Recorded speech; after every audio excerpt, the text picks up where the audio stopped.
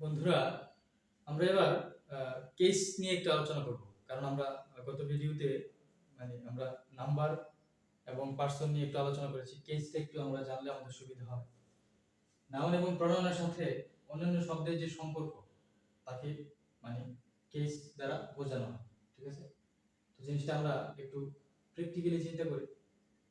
Case তিন রকম: subjective, objective case এবং পজেসিভ কেস। সাবজেক্টিভ কি? যখন আমরা একটা একটা প্রনাউনকে যখন সাবজেক্ট হিসেবে ব্যবহার করি, যেমন আমার একটা নাম আছে, এই নামটার পরিবর্তে আমি কি ব্যবহার করি? আই। এটা হচ্ছে সাবজেক্টিভ কেস।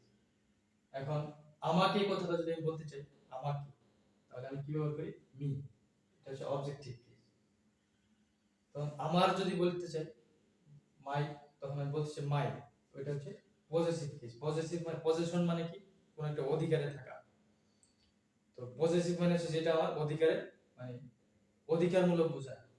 তো আমার হচ্ছে আমার অধিকারমূলক। যেমন ধরো এই কলমটি আমার, হ্যাঁ, দিস ইজ মাই পেন। মাইনও কিন্তু এরকম, এমআই মাই। হ্যাঁ, দিস পেন ইজ মাইন।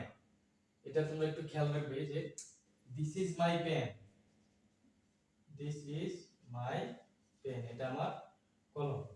আবার এটাকে আমরা বলতে পারি দিস পেন ইজ মাইন। এইভাবে কিন্তু বলতে পারি। ঠিক আছে? তো অনুমান করতে পারার কথা যে কোনটা ব্যবহারটা কেমন। তারপরে ধরো আমরা সবাই, আমাদের প্রত্যেক আলাদা করে নাম ছিল, আমরা এটার জন্য প্রণাম ব্যবহার করি কি? উই। এই উইটা যখন আমাদের আমরা আমাদেরকে যদি ব্যবহার করতে যাই আমাদেরকে, তাহলে আমরা বলি আস। আর যদি আমাদের হয় তাহলে আওয়ার অথবা আওয়ার্স। আমরা জিনিসগুলো কিন্তু ব্যবহার করি। হ্যাঁ, this is our school, this is our school, this is our school. আবার this school is ours, this school is hours.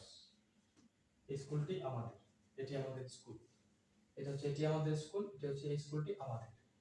তা আমরা কিন্তু এইভাবে ব্যবহার করতে পারি। তারপরে হি, তার নামের পরিবর্তে হি, তাকে হইলে হি, আর পজেসিভ হইলে হিজ।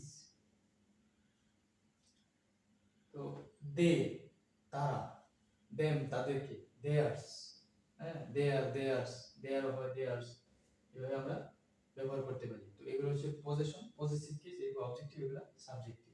তো কেসের ব্যাপারটা আমরা একটু ভালো করে বুঝতে হবে, কারণ তোমরা কিন্তু অনেকেই যে এই ব্যবহারগুলো করতে পারো। ঠিক আছে? কোথায় আমি আমাকে হবে, কোথায় আমার হবে, কোথায় মি হবে, কোথায় মাই হবে, হ্যাঁ, কোথায় আওয়ার, কোথায় আওয়ার্স, এই শব্দগুলো কিন্তু ঠিকমতো ব্যবহার করতে পারাটা কিন্তু দরকার। ঠিক আছে? এবং এটা কিন্তু এই কেস পরে পরে কিন্তু আসলে কেস পড়াটার চেয়েও জরুরি হচ্ছে জিনিসটা ইউজ করতে পারা। আমরা সেন্টেন্স তৈরি করবে এরকম। ঠিক আছে? সেন্টেন্স তৈরি করে করে এরকম যে সেন্টেন্স আমি তৈরি করে দিয়েছি এখানে, সেন্টেন্স তৈরি করে ব্যাপারটা চেষ্টা করবে যেন আয়ত্ত করা।